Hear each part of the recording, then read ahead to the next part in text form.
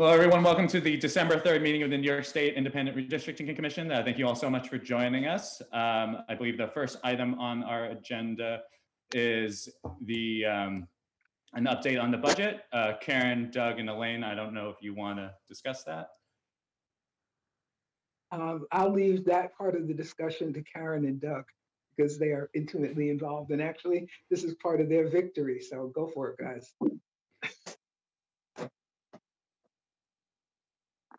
Well, I can certainly talk about, Karen and I both had a conversation with the Department of State.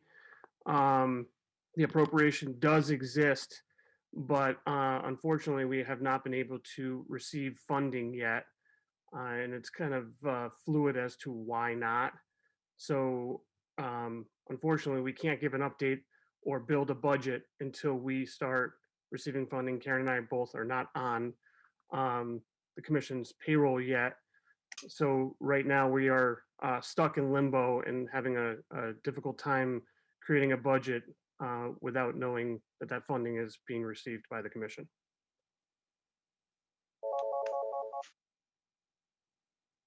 So Doug, is Commissioner Woodford here.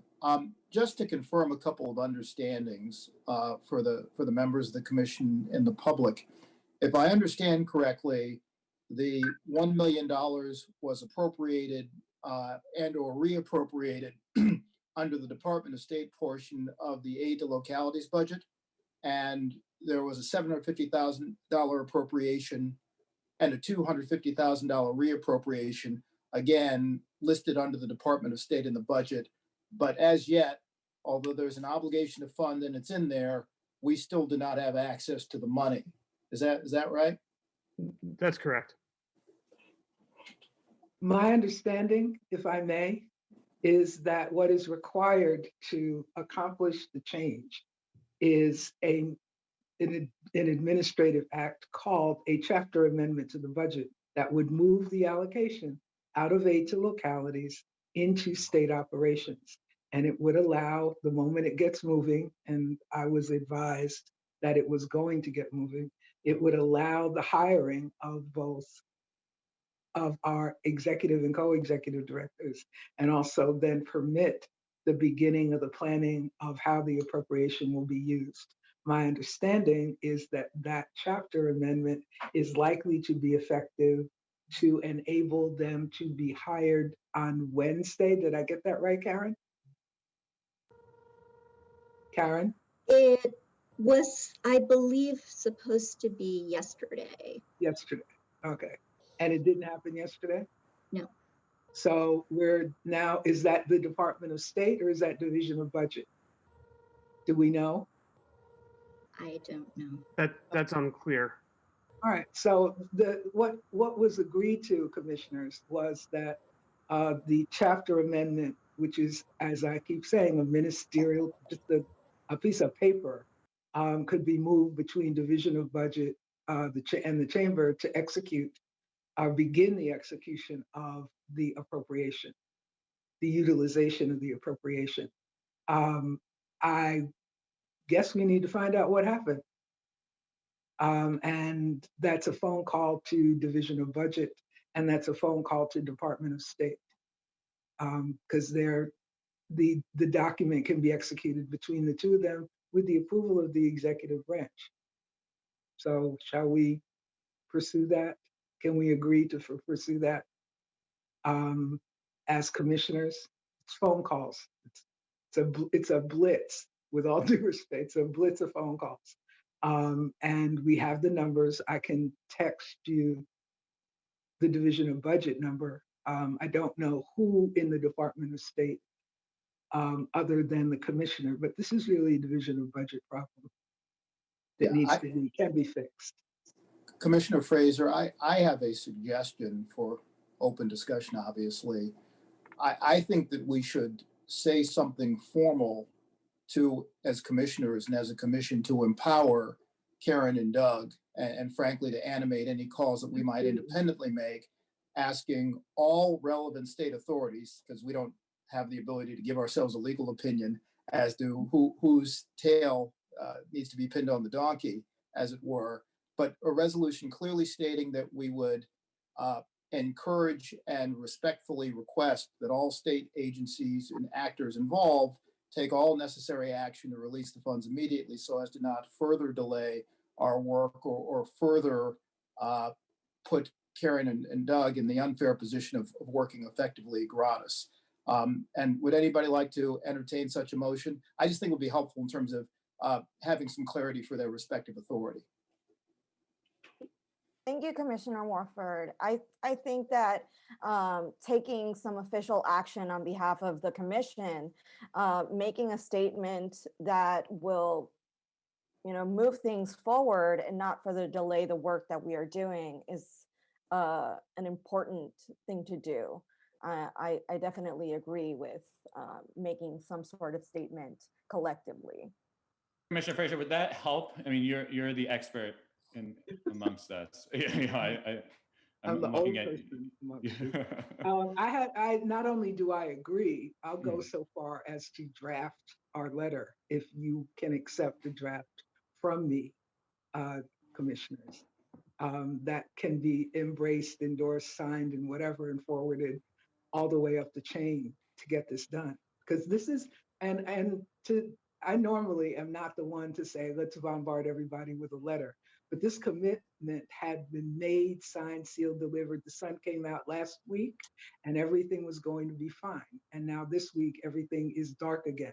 This is unacceptable. And I think it's more than reasonable for us to say, this is unacceptable, people. You made this agreement, you did this. Let us finish this business. And there. So I have no problems drafting, et cetera. I support Chairman Wofford's or Commissioner Wofford's recommendation and suggest we move post phase. Was that a slip, Commissioner Frazier? I will strongly second Commissioner Frazier's effort and thank her for taking on the task of drafting a letter. Guys, we've been at this now for months. This isn't the first time this has come up. The legislature and the executive are well aware of the fact that we're not funded. This isn't a surprise. It didn't just happen last week. And a bit of righteous indignation and urgency, I think, needs to be inserted into the letter. Frankly, it's frustrating. We've all mentioned, and I think everyone's in agreement that we are behind because of this pandemic. We need to catch up. And the simple ministerial task of actually making funds that were appropriated for this commission available to this commission so that we can do our task is being held up, and there's really no excuse for it. It isn't difficult. It isn't as if they need to do anything extraordinary. They just need to do it. And so, yes, a unanimous resolution from our commission, frankly, calling them out, I think, is important, and I'm more than happy to be part of it. Commissioner, if I may, yes, I defer. If I might join in here for a second, there may be, and certainly I support the idea of reaching out as a body. It gives us more credibility. The term used, chapter amendment, I think may be an inappropriate term because a chapter amendment would require action of the legislature. I think it just may be something that's similar in its effect, but I would just caution you that amending the budget requires a vote of both houses to occur, and often and commonly does. But as I suppose we're all aware, they're not in session. Actually, quite frankly, Commissioner, the reason that we proposed the chapter amendment solution is because, and this is, I'm going to date myself again, in the middle of the night when the budget is being written and put together by 100, 200 people, there are mistakes that are made. And the chapter amendment is the institutional term for that is necessary to proceed a cleanup. The cleanup bill that is actually the document that is acted on by the legislature to fix and errors, et cetera, is premised on a variety of items, arithmetic changes, changes in statute, et cetera. They're all a compilation of chapter amendments. And they are, much to my shock and amazement, they're not as infrequent as we would hope they should be. So it is a tool. It's not a huge tool. But what happens at the end of the day is when the statutory cleanup occurs for action with the legislature, those chapter amendments are the path to the larger piece that goes forward as a chapter amendment. So it sounds bigger. It sounds bigger than it is. It is a serious act, but it sounds bigger than it is. And after talking to a couple of folks at the division, it is still a tool that is used reluctantly, judiciously, to clean up errors. And this, quite frankly, is an error that people agree has occurred. But now we have to do something with it, and we cannot hire our folks that everyone agreed that we all argued were part of the constitutional amendment in the first place. We can't do this unless we fix that. So it's a tool we should not be intimidated out of using, and it's available to be used, and our colleagues we all need to get this done. I have a question, Commissioner Frazier. Is the letter, do we have to state the tool that is used in order to get access to our budget in the letter, or can we just, ask the executive and legislative branch of New York State to take any appropriate measures necessary for us to have access to the budget that we need in order to perform our functions? I think we can write whatever we find most compelling, and that will get the majority of the commissioners' support.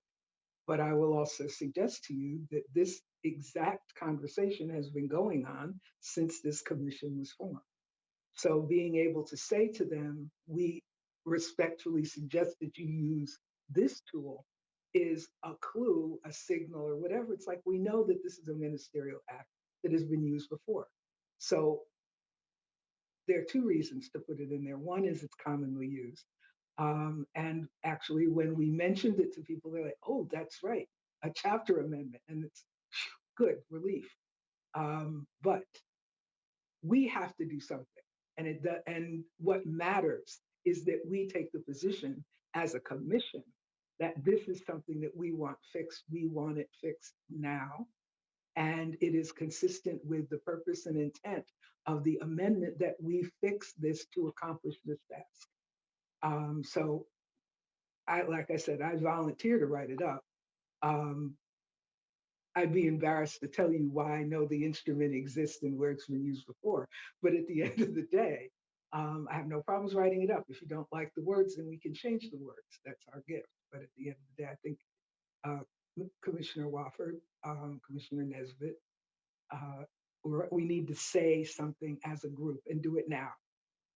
Because the commitment was made that this was fixed. Let's do it now. So I think the group is in agreement.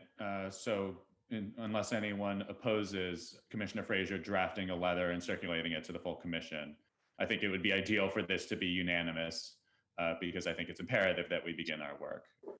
Is there anything anyone else would like to say on this topic? I would propose, in the interest of sunshine, and you may want to think about this for a minute, that this letter be drafted and be unanimous, as you say, and perhaps be an open letter of sorts to whom we want to send it to. I agree with that. I think it would have to be. So I agree with that. Right. And know how the rest of the commission. Support in all votes, yeah. quarters, in many quarters, so that we can get started. I agree with that, Commissioner. I agree with that it should be public. So in terms of next steps, because our options are limited until this is resolved, is there any other business that the commission would like to discuss before setting our next meeting? I think ideally in terms of scheduling, I think we should try to do it sooner rather than later to try to have a deadline by which this issue is resolved. But is there any other business before we set up our next meeting? Merely, and I'm not sure what the protocol is for minutes versus merely the recording of these meetings, but to the extent that there are minutes taken, I would like to be clear that there is recording of the unanimity of the sentiment of this group with respect to the fixing of the budget difficulty and issue. Yes. And I agree, the taking of minutes is something that we will need to discuss. I don't know which of our co-executive directors will be tasked with it, especially since you are actively participating in these meetings. So I think that's something we will need to discuss, but I agree. And I think that it is unanimous that this is an issue that needs to be resolved. Any other business before we schedule our next meeting? So in scheduling our next meeting, I mean, I think we've come on a good time. That seems to work for everyone. Should we say 11 o'clock next Thursday, a week from today? Any objections? Okay. And Commissioner Nesbitt, just so we know, Commissioner Wofford, you are shaking your head. No problem. time? That Okay. was no problem. That was not a disagreement. Thursday, Okay. the 10th, correct? Yes, at Okay. 11 a.m. That's fine. Okay. Fine, Commissioner Barbara. Nesbitt, you have a weekly meeting a monthly meeting, right? A monthly meeting, but Right. that won't be in conflict. I do have, if we're looking forward on the 17th, Okay. my wife is scheduled for surgery, so I'll be Oh. unavailable that day. So, and obviously then it's the Christmas holiday after that, but the 10th is certainly not a problem for me. Okay. So looking ahead, if we do decide to have a meeting that week, we will not do it on the 17th. Okay. Great. I think we are in agreement. Is there any other business that anyone would like to bring before the commission? All right. So moved. We have a second? Second. Second. All in favor of adjourning? Aye. Aye. Adjourned. Thank you, commissioners. Thank We you, will everyone. see everyone on the 10th Thanks, at everyone. 11 o'clock. Thank you. Bye.